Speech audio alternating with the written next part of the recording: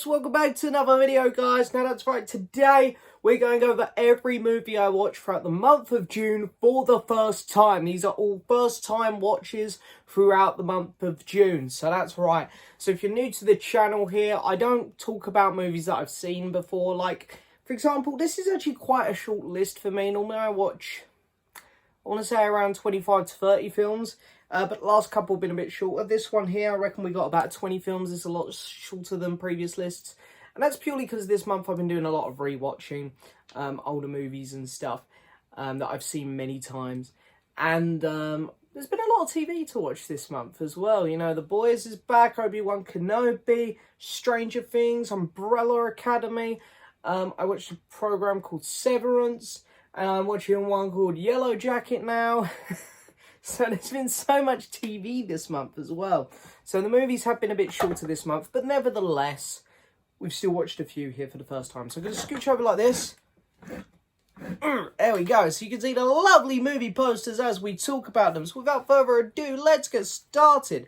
The first movie I watched throughout the month of June was Shiva Baby. So this is one of the movie Blu-rays which I picked up, one which I've really wanted to see from 2020, and it's basically just about this girl who's sort of going through a bit of a midlife crisis. You know, she's very conflicted about who she is, who she wants to be with, and she goes to a funeral, and at the after party, the Shiva, they someone who she was secretly seeing turns up, and he turns up with his wife and kid. So it's a very, very interesting story. It's a very short film. It's only like an hour and 20. But it was fascinating to watch. And I say this purely because of just everything involved in this movie was just so well done. To make a film with this kind of simplicity, as good as what it was, you need everything to be on point. I feel like the actors all put in stellar performances. But the directing was great. And the tension was so good, and it's there purely because of the directing, but I want to say the score as well was really good. And even some of the cinematography was quite nice. I thought Shiva Baby was a really good film. I'm going to give it 8.5 out of 10. Then we have the original 3:10 to Yuma. So I've seen the remake a while back with Christian Bale, I believe. But 3:10 to Yuma, yeah, I really don't know much about this film, but I didn't know much about this film going into it, sorry. But I really like my old westerns, you know, big Clint Eastwood fan, love that kind of stuff. So I was really excited to see this. I hear it's one of the best, and I can see why for sure. There's some great aspects to this. I thought the dialogue was great. There's some really good moments between the guy who's captured the guy who they were after. And they're sort of up in this room looking out on the town and stuff. And there's some great dialogue, some great tension building scenes there. Yeah, you know, I don't have loads to say about this one, to be honest. I watched it quite early on in the month. And yeah, my brain's a bit scrabbled on this one now. But it was a very good movie, very entertaining. I'm going to give it a 7.5 out of 10. Then we have the original 1938 Robin Hood. Yeah, I really like Robin Hood. You know, I grew up with the Disney animated movie and the BBC series, if anyone remembers that. I think it ran 3 seasons. I used to love that show growing up. And then, of course, I saw the Russell Crowe one, and there's been a couple other adaptations I think I've seen along the way. There's the one that came out in the 90s with, can't think of his name, Professor Snape. Can't think of his name, but yeah, he's in it. But anyway, the 1938 one, this was great. For a start, you know, I know it's all been sort of colorized in now because it's an older movie. But, you know, it looked fantastic and the colors really popped. And I thought, you know, it was a very nice tale in a way, because I feel like modern adaptations of Robin Hood have got very stuck in their ways, of the sheriff being the villain and Little John being the one that we always focus on, of the merry men. Here it was really cool because we got to see, you know, it was King, I can't remember the king's name, but it wasn't the sheriff as the main villain. They sort of focused on the king. And as well, they sort of focused on Much, one of the Merry Men instead a lot more, which I thought was pretty cool. So I thought that this one was really good, really fun. Maybe a tad too long in places, but I did have a lot of fun with this one. I'll give it a 7.5 out of 10. Then we have, my notes page didn't close on me. Then we have Interceptor, the Netflix film which somehow got to number 1 on the Netflix chart list, which stars Chris Hemsworth's wife, whose name's escaping me in a minute. And do you know what? A lot of people have been slating this movie. I didn't have a terrible time with it. I thought it was okay. I thought she was decent in it. It's just the plot is just completely over the top. It really reminded me of a Fast and Furious movie, which is kind of funny because she was in the Fast and Furious movies for a while there. But yeah, you know, at the end of the film, she's broken, she's beaten down. I think she's been shot in her arm or something. You know, she should be done, and she comes up against a guy who, you know, not a scratch on him yet, big muscly bloke as well, and she manages to beat him. So it's very Fast and Furiously like that, where it's over the top and a bit silly. But you know, it was kind of fun. It had its moments. Chris Hemsworth does a few cameos in it. At first, I thought it was going to be one cameo, and then he keep popping back up. But he was funny. He got a few giggles out of me. Yeah, you know, I thought the film was what it was. Typical Netflix. Nothing great by any means, but I didn't think it was as terrible as some people were making out. I'll give it a 5 out of 10. Then we have The Valet, which is a straight to Disney Plus movie, which I watched because it had Samara Weaving in. I quite like her as an actress after seeing Ready or Not. And wow, this film was too long. It's 2 hours. It clocks into 2 hours. And this is the type of movie that should be like an hour and 10. And it really did feel bloated at times, this movie. It was way too long. Had moments where it was interesting, but then there are other moments where I was just bored out of my brains. So it's a bit of a mixed bag, this one. But, you know, there's some nice moments to it. It's just typical kind of rom-com-y thing. I don't have loads to say about it. It is what it is.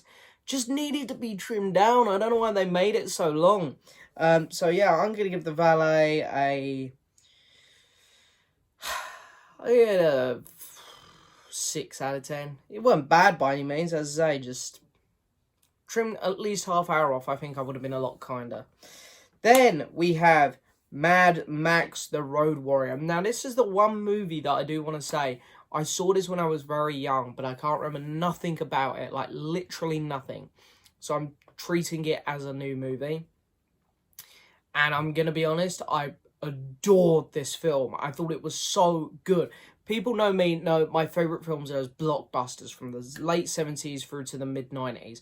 I love, like, obviously Star Wars, Jurassic Park, Jaws, Back to the Future, Terminator 2, Aliens, those classic blockbusters. And to me, this really felt like one of those classic blockbusters.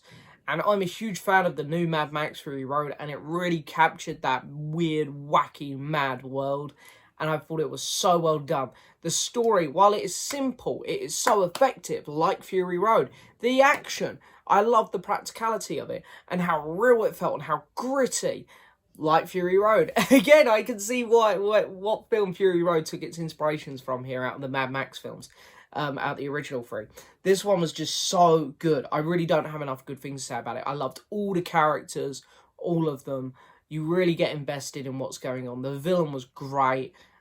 Looked mental as hell. Yeah, I loved this movie. I thought it was great. And I loved the how some characters developed as well. The character you start with at the start, who kind of, you think he's going to be a throwaway character, and then he actually ends up becoming Max's friend, sorry. And it's great. I think it's just so well done. I'm going to give this film a 9 out of 10. I thought it was really, really fantastic. Then we have Hustle, the new Adam Sandler film. Now, I'm going to be honest. You see Adam Sandler, you see it's gone straight to Netflix. You see it's on the Happy Madison production company. And you go, this is going to be dog shit.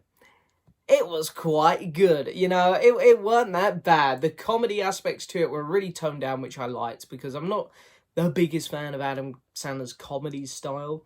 But I thought that his acting was really good in it. The story was really intense at times and really heartwarming. The relationship between him and the basketball player who he's trying to bring up to be a professional basketball player. Fantastic. And you don't have to be a basketball fan to like this movie. I'm not. I know nothing about basketball, but I had a fantastic time with this movie. I thought it was really fascinating. And I said the dynamics between the characters was great. The struggle of seeing Adam Sandler's coach character get this guy to be what he knew he was capable of was great to watch. The script was really good. Yeah, this was a real surprise. I was expecting it to be kind of poor, and it was a good time. So, yeah, I'm going to give this film a 7 out of 10. Then we have Jurassic World Dominion. Now, I'll be quick on this one because I have reviewed the film full in detail here on the channel. So if you want to check that out, go have a look for it. I thought this film was terrible. It's very much the Rise of Skywalker in a Jurassic Park franchise in that it just diminishes that of what's come before. None of the previous films matter. The dinosaurs don't matter anymore. The characters are all boring planks of wood, other than the returning three. They're the saving grace of the film for sure, especially Jeff Goldblum. But yeah, the dinosaurs really don't need to be involved in this plot much at all. They're there as side characters now. The villains are laughably, painfully boring. The plot is ridiculous. There's so many scenes that are just embarrassing to watch. I hated this movie. I thought it was truly terrible. I'm going to give it a 3.5 out of 10. Then we have Mad Max Beyond Thunderdome. So yeah, I sort of jumped on this movie after seeing The Road Warrior because I was like, oh, I love that so much. I need to watch the next one. And obviously it doesn't live up to the hype or the level of The Road Warrior, but it is still a cracking movie. I had a fantastic time with it still. Tina Turner was actually really good in it. And I like the setting change kind of thing. And Max himself looks really cool in this one, I thought. But yeah, you know, I don't know what it was. It was just missing something. I think Mad Max always sort of works better when he's out on the road and stuff, whereas this one was a bit more concealed within the Thunderdome. But it was still made for some interesting stuff, and the villains in it were very cool. Some very wacky characters along the way on this one again, which were fun to watch. But yeah, you know, Beyond Thunderdome, it was a good movie, definitely. But, you know, not to the level of the last one. 7 out of 10. Then we have Hollywood Stargirl. Yeah, I watched the first Stargirl on Disney Plus 2-3 years ago. And I thought it was okay. I can't believe they made a second one, but they did. And, you know, it almost is entirely its own thing. And this film's fine. It's got a lot of heart and soul to it. It's very innocent. But the thing I don't really like about this is the main character, Stargirl. She seems very arrogant. And very rude at times, and it annoyed me. I was like, if I was a person and she spoke to me like that, I think I'd be a bit annoyed. And I don't really know why she has this huge ego, because I suppose she's just meant to be a normal American girl who's just talented at singing and playing some instruments. But anyway, all that aside, the actors do a good job. You know, it's not a dig at the actress by any means. It's a dig at the character. But yeah, you know, it is what it is. It's fine. Yeah. 5.5 out of 10. Then we have Cha-Cha Real Smooth, a film that went straight to Apple Plus. I got Apple Plus just right time, apparently, because, wow, this film was really cool. I'd actually been anticipating watching this film for quite some time. I'd seen a few people in America or somewhere, I don't know, people who had already seen it. And I was like, I can't wait to watch that. That looks great. So as soon as it comes to Apple Plus, I watched this instantly. The only actor I knew in it was Dakota Johnson. But this was such a fantastic story. So heartwarming. And so relatable as well in many ways. But the main character I loved. I think he might have written the movie as well. Maybe even directed. I'm not 100% sure. But I thought his story of how he'd go to these bar mitzvahs and mix with the kids and stuff and give them a real good time was great, and how he'd stick up for certain kids I thought was really nice to watch. And his relationship with Dakota Johnson's character was fantastic and heartbreaking to watch all unravel at the same time. I want to say that the music in this film was really good, and some of the cinematography was gorgeous. If you got Apple Plus, this is honestly one of the best films I've seen this year so far. It has cracked my top 10 of the year at the minute. Whether or not it'll stay there by the end of the year, that's another question. But at the minute, very solid movie. 8.5 out of 10. Then we have Spiderhead.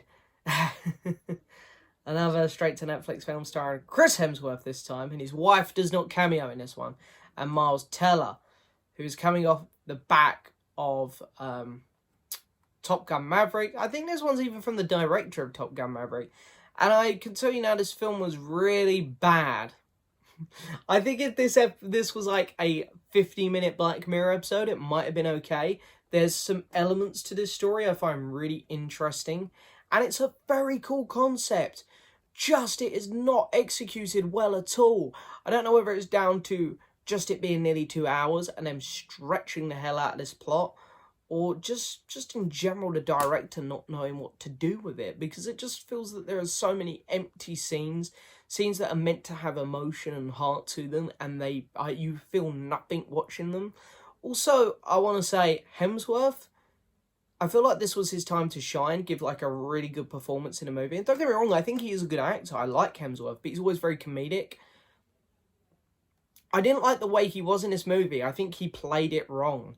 Whereas Miles Teller was really good in it again, and a lot of the other actors were putting in solid performances as well. I just think Chris Hemsworth went at this in the wrong direction. But Spiderhead, yeah, this was not a very good movie.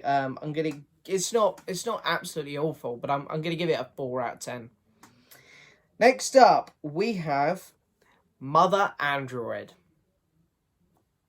So I went on holiday for a week this month, which is also why there's less movies on my list. And this was like the only film that I could find on Netflix while I was on holiday, and I thought, do you know what, Chloe Grace Moretz, I haven't liked her last couple of films. You know, Tom and Jerry and The Shadow in the Cloud were both bloody awful, like terrible movies. But I thought, you know what, she can't have another dodgy one, can she? Surely she got to do a good one. And but no, another bad one here. The Mother Android was so bad. And do you know what the worst thing is? It's got such a cool concept. Androids taking over the world. Pregnant girl and her boyfriend on the run in hiding, going Walking Dead style camp to camp while there are androids out there. That sounds awesome. There's no androids in this, and the androids just look human. They're boring. I know that, you know, it comes down to budgets and stuff, but they just, everything, when the androids do show up for their 2 very small scenes in the movie, they don't look cool, they barely do anything. This movie just falls flat on its face in every aspect. Chloe Grace Moretz, I think I'm going to stop watching films with her in, because they're terrible. They're, like, all of the ones that I've seen lately have been terrible. I know she's got some good ones. I'm not slating her entire career or her entire catalogue of movies, because she is a good actress, but her movies lately have all sucked. I'm going to give Mother Android a 3 out of 10. It was so boringly bad. Then we have The Black Phone, which is one which I saw in the cinema, and I didn't get a chance to review here on the channel because I was so busy at the time. The Black Phone, the latest horror film starring Ethan Hawke, which has really taken the world by storm. People are loving this movie, and I have to admit, I really enjoyed this movie. But it does come with some problems.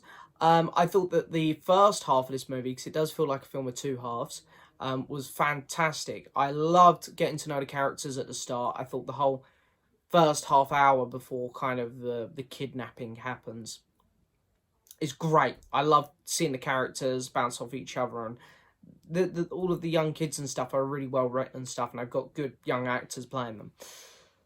I think Ethan Hawke was great in the role. He's perfect. He's so creepy. There was a mixture of like Green Goblin, Joker-y vibes to him, which I loved. And yeah, then we get to the end of the film. And yeah, it all makes it's fine, the ending. I do like it. I think it wraps up well. But there's just so many unanswered questions. You've got like Ethan Hawke, who's got like many different personalities through his mask thing, not explained. You've got dead kids, ghosts showing up, not explained. You've got his sister who has visions, and I've seen some people desperately trying to defend this. By saying there's a throwaway line that his dad uses. She has visions, and the dad has a throwaway line in the movie where he's like, oh, her mum had that. It's like, well, that still doesn't really explain why she's good. Why is this family special? Why is this bloodline special to have these visions? Not explained. Don't know. Now, I don't need things handed to me on a silver platter. I don't need everything explained, but this film just doesn't bother to explain a single thing. And I walked out the cinema a little bit annoyed and a little bit confused. However, the film overall was still good. Like, I was very entertained from start to finish. It was well directed. The pacing was really good. So, yeah, I don't want to slate this film too much because it didn't answer any questions at the end. But it didn't, and it annoyed me. So, for that, it lost a few points. I'm still going to give it 7.5 out of 10. Then we have Despicable Me 3. I watch this because I'm going to see Minions tomorrow. And it's the only thing with Minions in I haven't seen. I take these films for what they are. You know, they're kids' movies. It is what it is. Yeah, you know, it was fine. I laughed a few times. I really like Steve Carell voicing Gru. I think but every time I watch him, it's always the best bit about these films. The villain was fun. Yeah, it was what it was. I'll give it a 5.5 out of 10. Then I watched The Worst Person in the World, another movie release, a brand new one. French film, I believe, and this film was beautiful. Absolutely beautiful. The story was fantastic. Again, this film also feels like a film of two halves. There's two sides to this story. And I've seen some people say they loved the first half but didn't like the second half so much. And I've seen it the other way around. I honestly just loved it from start to finish. I thought the film was fantastic. There are two scenes that stand out to me a lot. There's one where I think it's in the character's head, but like time freezes and she runs to meet this other character. I thought that was so beautifully done. And I don't know what the budget was for this movie, but it looks so great. It's like, I feel like they done a better job here than what like Disney would do, because Disney would make it look a lot more CGI heavy than that. And I suppose that is a dig at Disney, but I do love Disney. But anyway, yeah, I thought it looked fantastic. And there was a drug scene as well, where they took some shrooms, and that was really classy as well. That was really fun to watch. And yeah, I want to say the cinematography in this movie is gorgeous. The dialogue's great. The acting's fantastic. Thought the score was probably the only weak part, but when I say weak, it wasn't bad. It's just everything else was like excellent. But yeah, this was a great movie. I loved it, and I already can't wait to watch it again. The Worst Person in the World can have a 9 out of 10. Then we have Chicken Hair and the Hamster of Darkness. So why did I watch this? I watched this after The Worst Person in the World. I needed something a bit light, and I had about half an hour till I needed to go to sleep. So I did finish it next morning, so that's what I'm like. I was like, I need to finish it so I can talk about it in my videos. The poster on Netflix is a little bit misleading. It looked like it was going to be a bit more like Next Gen, if anyone remembers that Netflix film. I thought it might, you know, not be as kiddie as what it was.